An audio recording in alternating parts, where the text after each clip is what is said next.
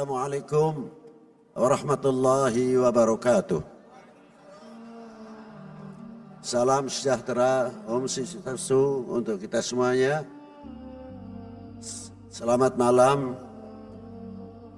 Puji kepada Tuhan Yang Maha Esa, Allah Subhanahu wa Ta'ala yang telah melimpahkan rahmat kepada kita semuanya. Dan tidak terlepas salawat salam kepada Nabi Agung Muhammad Sallallahu Alaihi Wasallam dan para anbiya, para rasul, para pendahulu, keluarganya, sahabatnya, dan umatnya. Amma ba'du, yang saya hormati, yang saya banggakan, Bapak Menteri Agama dan Menko Pangan, Menteri Kebudayaan, Menteri Perlindungan Pekerja Migran Indonesia. Maaf, udah hafal nih saya soalnya. Dan yang saya hormati guru saya, oh ya, juga tidak kalah nih Menteri ATR kita ini, Bapak Nusron Wahid. Dan yang saya hormati tamu-tamu kita, guru kita, Sayyidi Syekh Usamah dari Al-Azhar, beliau selaku Menteri Wakaf, dan Mufti besar dari Brazil, Syekh Muhammad Maghrobi, dan sahabat kami juga, Syekh Baso dari Lebanon, dan beberapa tokoh-tokoh, para sesepuh, ini sepuh, para alim ulama, para mursyidin yang hadir pada malam hari ini. Dan tidak lepas sahabat-sahabat kami dari tokoh-tokoh lintas agama yang tadi saja kita baru berkumpul. Kami ulangi lagi, inilah untuk menunjukkan kekuatan Indonesia yang tidak bisa dipecah belah.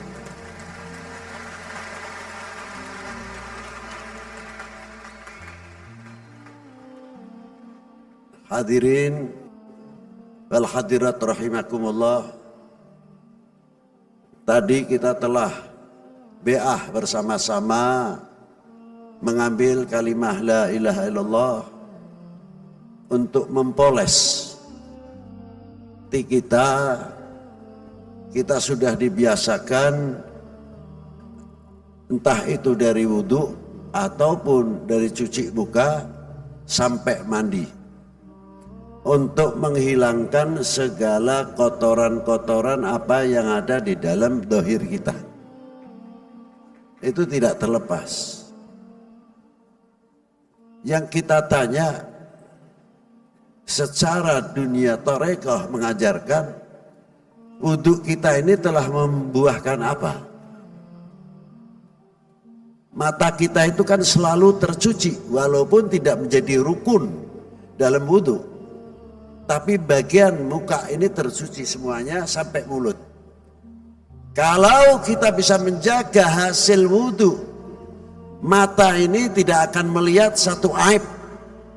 Untuk membuka aibnya saudara sendiri, aibnya umat, aibnya bangsa, mata ini akan menjaga dari hal-hal itu. Mulut kita juga sama.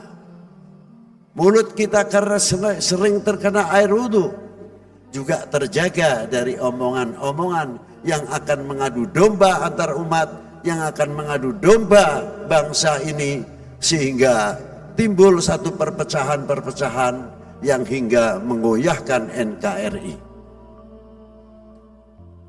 Apabila kita mau menteladani, mempelajari hikmah daripada wudhu sampai ke telinga, yang sering kita menjadi rukun dalam wudhu, membasuh kedua telinga.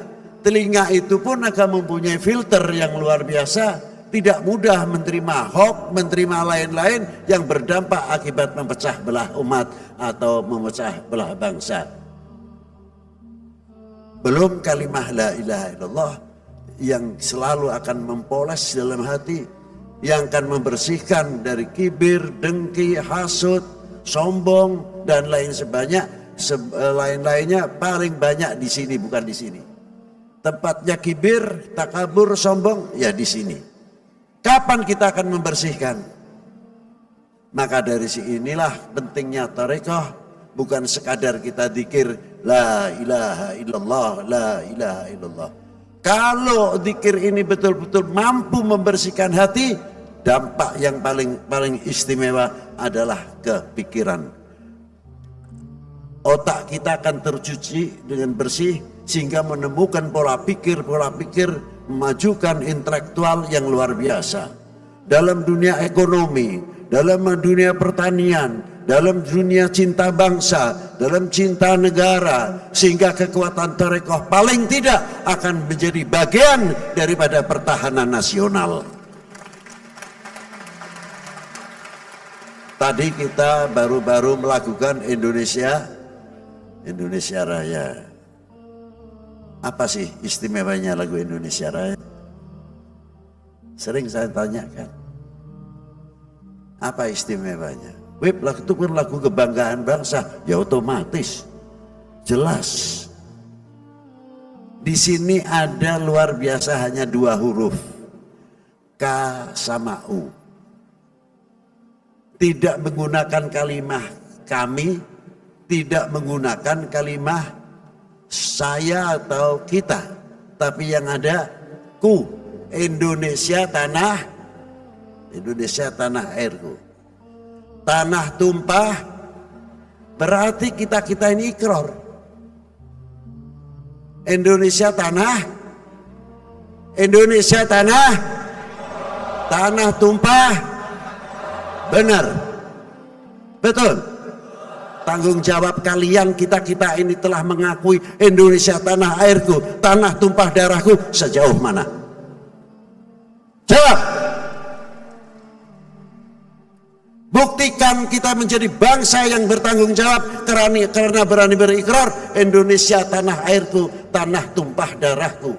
Di sanalah aku berdiri, di sana Papua, di sana Sulawesi, di sana Kalimantan, di sana Sumatera, di sana pulau-pulau kami atau aku berdiri, milikku artinya. Bukan di sini aku berdiri. Papua sampai ke Sumatera dan pulau-pulau yang lain, aku berdiri, milikku, menjadi pandu ibuku. Pandu intelektual, pandu ketahanan nasional, pandu bapak-bapak pertanian, pandu menjadi pandu ekonomi, pandu ahli medis dan lain sebagainya. Memperkaya kepada apa? Tanah air yang selalu kita cintakan. Bila mana melekat benar-benar Indonesia tanah airku, tanah tumpah darahku, insya Allah apalagi dilambari la ilaha Indonesia akan semakin kuat dalam pertahanan nasional. Indonesia akan semakin kokoh dalam dunia ekonominya, dalam dunia pertaniannya. Kita sudah banyak ketinggalan. Sering saya ulang, coba kita bangga sedikit, ya terlalu banyaklah. Bangga tidak menjadi bangsa Indonesia? Merasa memiliki tidak bangsa Indonesia? Ganti nama jambunya, jangan jambu Bangkok. Katesnya bukan kates California. Itu hidup di Indonesia, tumbuh di Indonesia. Tunjukkan ekonomi kita semakin maju nantinya.